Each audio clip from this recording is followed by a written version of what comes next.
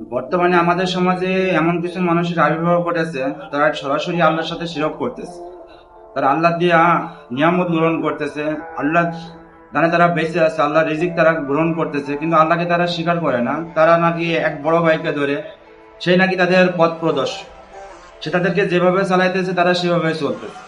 তারা নিজেদের চোখে দেখে না, বড় ভাই চোখে দেখে। তারা নিজেদের মুখে কথা বলতে পারে না, বড় ভাই যা বলে সেটা সমাজে উপস্থাপন করে। তারা বড় ভাইকে খোঁতা দাবি করতেছে। তারা বড় ভাইয়ের কথা ছাড়া কখনো উঠতে পারে না, বসতে পারে না, খাইতে পারে না, শুতে পারে না। তারা জীবন সঙ্গী পার্টনারের সাথে হয়তো বা সময় কাটাতে পারে না যদি বড় ভাই তাদের হুকুম না দেয়।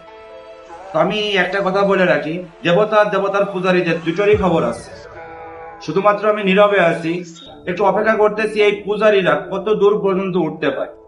তো দেখতেছি পূজারীরা যতটা মাথা ছাড়া দিতেছে, তো এদেরকে এখন ডালপালা কেটে সাফ না করলে হয়তোবা সমাজটা আরো বেশি